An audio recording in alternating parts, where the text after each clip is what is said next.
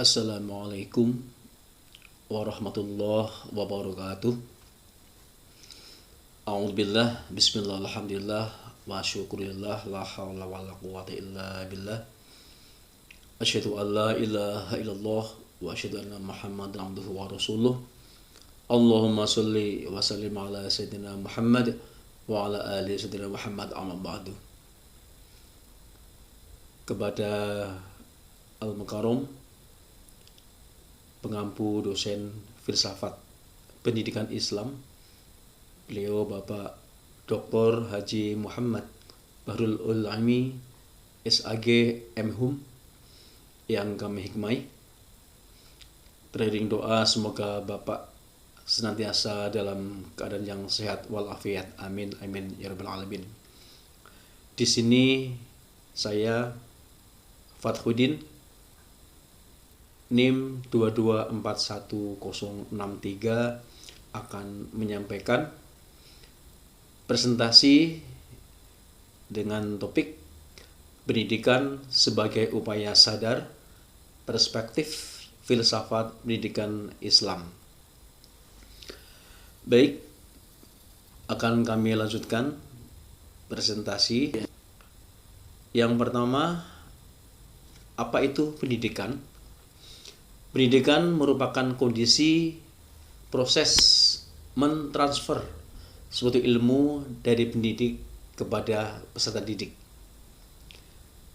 Nah, ilmu yang ditransfer pada umumnya adalah ilmu pengetahuan yang bersifat memberikan pengetahuan peserta didik dengan harapan peserta didik mampu mengetahui segala macam keadaan alam, hubungan sosial, dan kebudayaan-kebudayaan yang ada di dunia.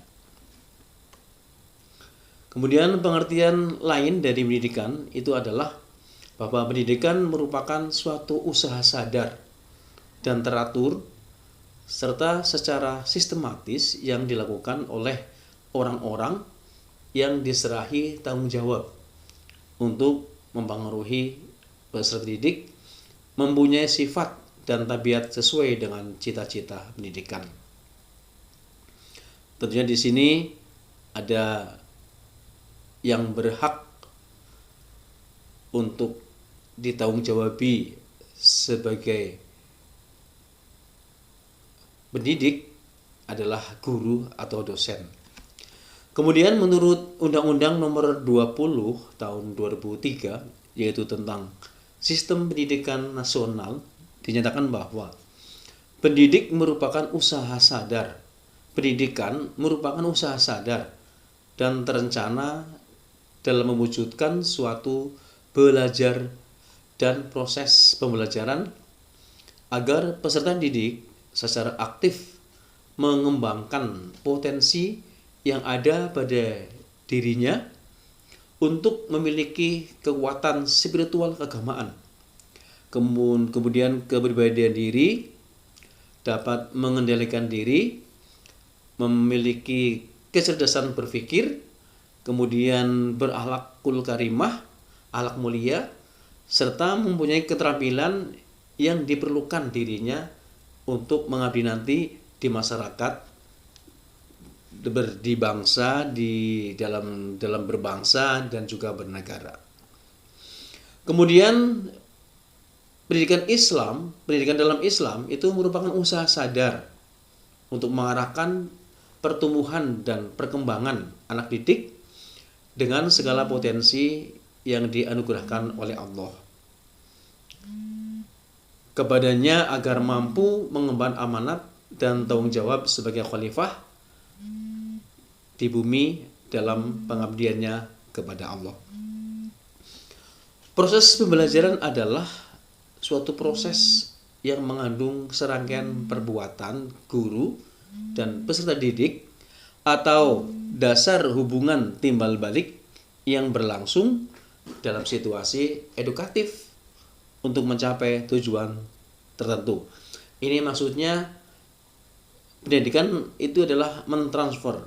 Nah, kemudian di dalam mentransfer itu ada proses, yaitu namanya proses pembelajaran. Kemudian pembelajaran itu tidak lepas ya daripada guru. Nah, dari definisi guru di sini adalah guru adalah pemegang peranan utama dan dalam suatu proses pembelajaran. Jadi guru itu sangat penting, sangat utama dalam memegang peranan utama dalam suatu proses pembelajaran. Pendidik merupakan suatu kebutuhan. Jadi pendidikan merupakan suatu kebutuhan yang mutlak bagi kelangsungan kehidupan umat manusia. Tanpa adanya pendidikan, tidak mungkin suatu kelompok masyarakat dapat hidup berkembang seiring berjalannya waktu untuk kehidupan yang lebih maju, sejahtera, dan bahagia menurut prinsip Islam. Jadi untuk mencapai kehidupan yang lebih layak, pasti tidak lepas adanya pendidikan. Kemudian kita kaitkan pendidikan dengan filsafat, yaitu filsafat pendidikan Islam sebagai landasan pendidikan Islam. Abuddin Noto mendefinisikan bahwa filsafat pendidikan Islam sebagai suatu kajian filosofis mengenai berbagai masalah yang terdapat dalam kegiatan pendidikan yang didasarkan pada Al-Quran dan hadis sebagai sumber primer, dan pendapat kebanyakan ahli, khususnya para filosof muslim, sebagai sumber sekunder. Jadi azas dasar pengambilan pengetahuan pendidikan itu mutlak dari Al-Quran dan Al-Hadis, kemudian ditambah dengan pendapat-pendapat para ahli muslim sebagai sumber sekundernya. Kemudian prinsip-prinsip pendidikan Islam oleh Umar Muhammad At-Taumi Al-Asyaibani, ada beberapa prinsip-prinsip pendidikan Islam. Yang pertama adalah universal. Universal di sini maksudnya itu bahwa Islam yang menjadi dasar pendidikan itu berpandangan menyeluruh terhadap kehidupan manusia, masyarakat, dan alam semesta. Kemudian berikutnya keseimbangan. Keseimbangan dan kesederhanaan yang dimaksud adalah bahwa pendidikan Islam itu berupaya mewujudkan keseimbangan antara aspek-aspek pertumbuhan bagi kehidupan pribadi dan masyarakat, pemeliharaan kebudayaan, masa lampau, dan juga kebutuhan masa depan yang akan datang. Kemudian berikutnya ini adalah kejelasan.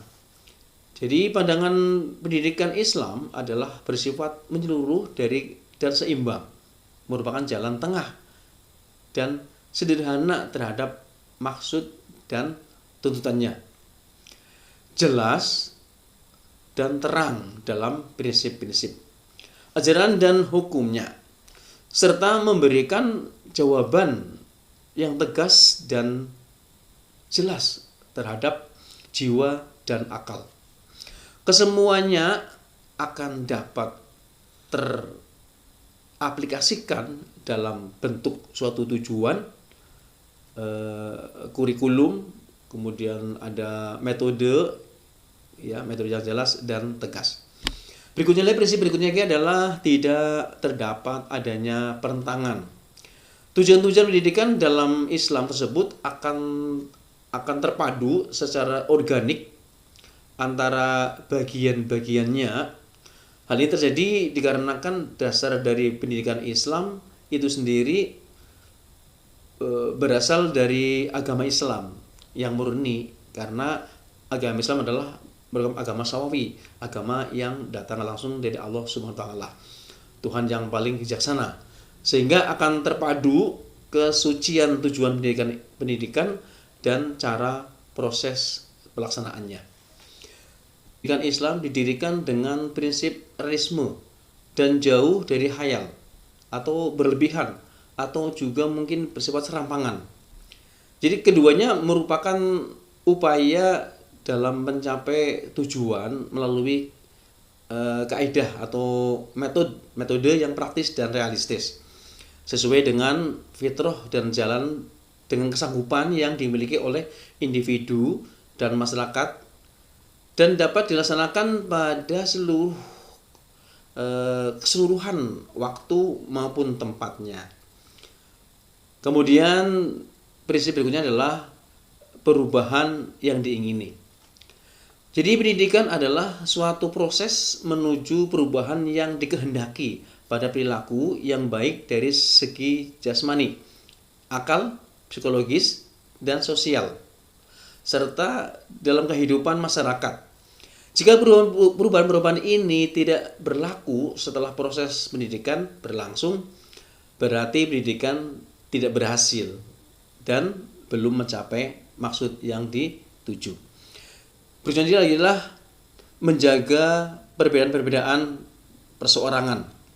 Jadi perbedaan perseorangan individu antara individu dan masyarakat merupakan perbedaan yang bersifat wajar. Karena itu dalam pendidikan Islam harus ada tujuan, kemudian kurikulum, dan metode dengan baik. Yang terakhir adalah dinamis, bahwa pendidikan Islam bukanlah bersifat baku ya dalam tujuan-tujuannya yang ingin dicapai dari kurikulum dan metode-metodenya itu, tetapi akan selalu dapat diperbaharui ya, dapat berkembang sesuai dengan situasi dan kondisi perkembangan zaman. Dari perkembangan ilmu pengetahuan dan teknologi, karena pendidikan Islam akan selalu dapat mengapresiasi kepentingan individu dan masyarakat. Kemudian pendidikan sebagai upaya sadar. Pendidikan adalah usaha sadar untuk menyiapkan peserta didik melalui kegiatan bimbingan, pengajaran, dan atau latihan bagi perannya di masa yang akan datang. Jadi biar untuk dapat berperan sebaik-baiknya, anak didik harus dididik dengan sebaik-baik mungkin. Kemudian di sini tidak lepas lagi dengan guru ya. Guru memiliki kemampuan, guru itu harus guru agar bisa merubah anak didik, itu diantaranya harus mempunyai kelebihan dalam hal mengajar di bidang studinya. Di antaranya satu, guru harus dapat memunculkan minat dan semangat peserta didik dalam bidang studi yang diajarkan. Yang kedua, harus memiliki kecakapan sebagai peserta didik. Kemudian mampu dapat menghubungkan materi pelajaran pada pekerjaan praktis. Kemudian filsafat Islam sebagai landasan pendidikan. M. Arifin menjelaskan bahwa tugas filsafat pendidikan Islam ada 3 dimensi.